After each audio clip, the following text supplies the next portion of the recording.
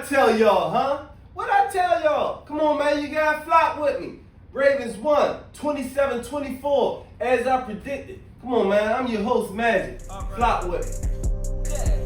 Yeah. Deion Sanders, prime time, bring the cornerback. Lamar Jackson, I can turn an 8 to a quarterback.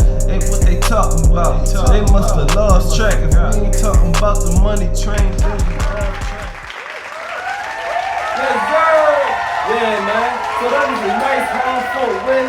As we already knew, that the Ravens, as I predicted, was going to win this game 27-24. And I feel like I need to start starting my own little fantasy football podcast also. I think I need to also get this fantasy football stuff. But anyway, let's get straight to it, man. Ravens won. They beat the Cincinnati Bengals 27-24. It was a hard physical game. Let's get right into my reactions. So my initial reaction of the game was the Ravens. They had control of the game from beginning to the end. It started with their offense. And how they their first drive. They came all the way down. They took like over 8 minutes out the first quarter. That's more than half of the first quarter they took with the first drive. And I believe that seized the whole momentum. They scored a touchdown on it. And then they came straight out with a 3-and-out on defense. So they started off real physical, and they hit them right in the mouth early. And that was the key to the victory. I just want to go over a few little things of the game. Of course, we already know that the Ravens had got the victory as I predicted, 27-24. So follow me on more tips on if you want to do your parlays and stuff.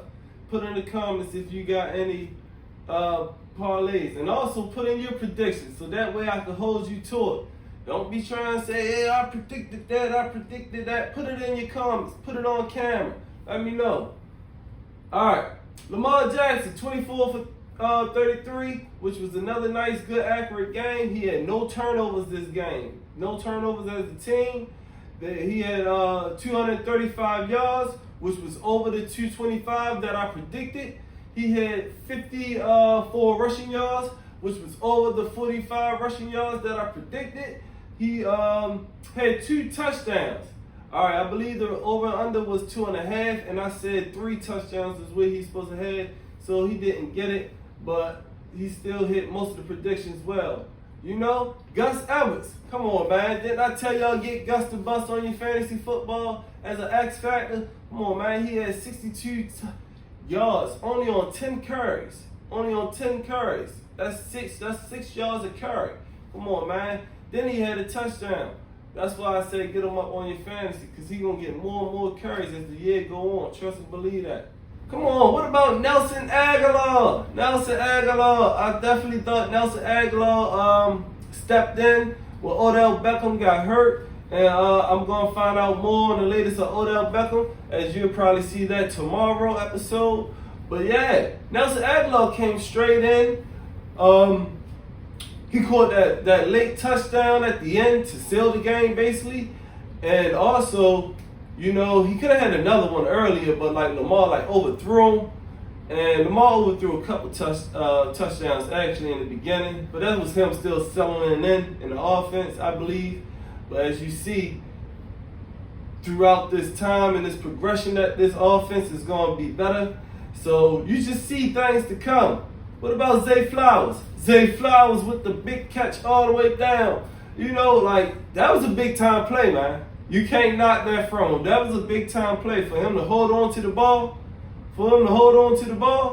Yeah, that was a big play. And give Lamar his credit. Because that's a hard throw also. You got to lead him enough where he can only be the one that get the ball. He was the only one who had a chance at the ball, and he made that catch. So yeah, man, Lamar with that 2 good long passes. The one to Zay Flowers was the clutch one, though. I mean, both of them was clutch. Then we also had Mark Andrews. You know, I told you everybody that Mark Andrews was going to play this game. I knew that he was going to be the safety blanket Lamar needed. As you done seen him hit him a few times in the middle for good clutch first downs. You see Mark Andrews with the clutch touchdown early. Like, yeah, man, Mark Andrews back in the field of everything. It's like it's going to open the doors for everything. And one thing, like, if y'all been know, before I had this podcast, I used to tell everybody about this tall monkey offense, that a lot of times Lamar ain't going to have to run. He going to have running plays just off of the pass plays alone. As Cincinnati start going too high. Too high, let me tell anybody who don't know what too high is, that's two safeties far back playing the deep pass. And why they had to play the deep pass? Because you got players like Nelson Aguilar who beat you up top. Remember, Nelson Aguilar was a first-round draft pick. He just didn't live up to his potential with his first team. But yeah, he's a first-round draft pick. So best believe he still got some type of first-round draft pick potential in him, you know? And then you also have Rashad Bateman. Yeah, they still scared of Rashad Bateman, but he still had 3 underneath catch. So it's like they can beat you anyway now. And if you play, so the 2 high safeties is all the way back to defending deep passes. That's one less person in the box to worry about Lamar Jackson. So if you're playing good coverage, that means that it's not good. It's a nice running lane for Lamar Jackson. And that's how he got a lot of his rushing yards. It wasn't designed running plays. It was him scrambling because he seen, oh, y'all leaving this hole open? I'm going to just cut right through here. That's 7 yards. That's 4 yards.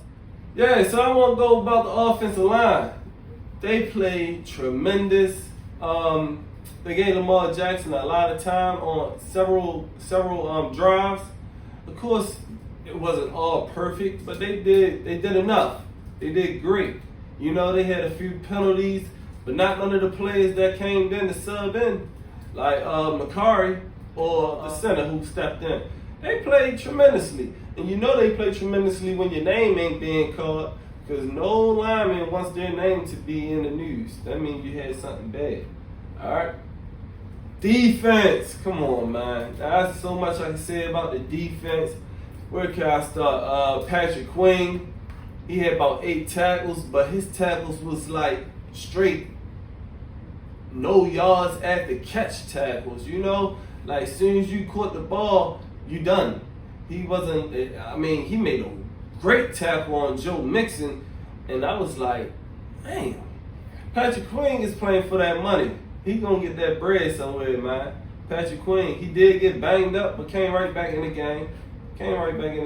So I shouldn't see nothing really in the news about that. Jadeveon Clowney got a sack. Man, last time he should have had 2. This time he should have had 2 again, but he got 1 of them. So Jadeveon Clowney with the sack. And let me tell you something. Watching him, man, he real long. Like his length, I can see why his length and his strength. I see why he get great leverage on offensive linemen. Yeah. Geno Stone, my man G Stone, man, look. It was a lot asked of him of this game. You know, being that the Bengals had Jamar Chase, T. Higgins, Tyler Boyd. It was a lot being asked for these safety. Geno Stone, he replacing Marcus Williams, who got hurt last week. He tore his pec. Yeah, he tore his pec. So Geno Stone comes in. And you know the Ravens' philosophy, or most teams' philosophy, is next man up. And Geno Stone proved that, as he got a crucial interception. And when I say crucial, I mean a crucial interception, because at this time of the game, the Ravens was up, of course, but Joe Burrow was just getting his groove back. He was just starting to feel good about everything. They was in the red zone. They about to score a touchdown on the Ravens. And then, BOW! Geno Stone with the pick. Now, Geno Stone should have had a pick 6 now. I know everybody who was watching that game was probably like, why you run out of bounds? Listening to Roquan Smith after the game, he said he ran out of gas. So that's exactly why. But you can understand, getting the pick, all that excitement, your adrenaline rushing. I mean, he probably was just making sure he ain't mess up, which is great. We took that pick and then we went down to score. I believe that's when Mark Andrews scored. Special teams. what can I say? Justin Tucker, he missed a nice field goal that I thought was very makeable. I think he felt like he should have made it. I bet he wished he would have had that kick again. It didn't cost us. But, yeah, he still made 2 more field goals in the game. And we gave them a punt return touchdown. A punt return touchdown. Now, the punt return touchdown, I believe they threw a flag on the play, then picked it up. And that was crazy because, listen to the commentators, they was explaining how, I believe it was a block in the back they was trying to call it on. And the commentators were saying, yeah, well, if you ain't put your hands on the back of the man, then they won't call it. But then they showed the replay and his hands was on the back of the man. And then the commentator would say, well, I don't know why they picked the flag up on that one. So it was like, it was kind of like iffy. But all right, we'll give him that. I was just like, hey, Joe Burrow still ain't on the field, so I know he was going to be really motivated of trying to do something because he ain't getting that many opportunities. There was a lot of good flags being called, a lot of penalties, questionable calls, but that's football. I mean, it wasn't no calls that really changed the game or hurt the game, especially most of the calls was in the beginning. So, you know, once you had them calls in the beginning, that's more of the referees trying to get a feel for the game.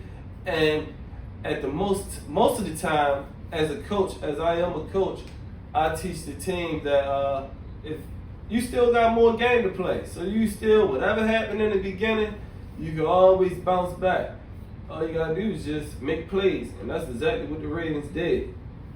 Yeah.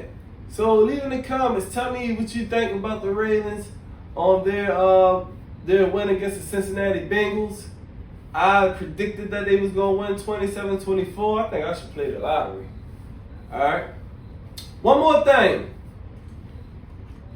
I am starting a giveaway. All right.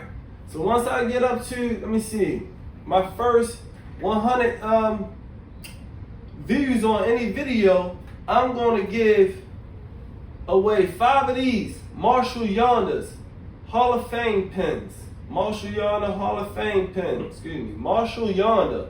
He was a guard. He played with the Ravens from 2007 to 2019. He was drafted in 07, round 3, pick 86. He's an 8-time Pro Bowler. He a 2-time first team All-Pro. He's a Super Bowl champion. He is in the Ravens Ring of Honor. And he's probably going to be in a Hall of Fame when it's all said and done. So Marshall Yonder, I got this pin for him. Once one of my videos get to 100 views, all right? And I got tons of giveaways going up. But yeah, I'll do one at 100, and I'll do one at 150, and I'll do one at 200 views. So whatever videos get to 100 views, 150 views, or 200 views, then I'm going to do a giveaway for that Marshall Yonder pin. Alright? So that's 3 pins, right? I got 3 pins for y'all. Alright. Thank you once again for flocking with me. I'm your host, Magic Experience. I'm going to keep y'all informed with more things as Coastal Ravens got that victory, baby. Come on now. Oh, oh, oh, oh.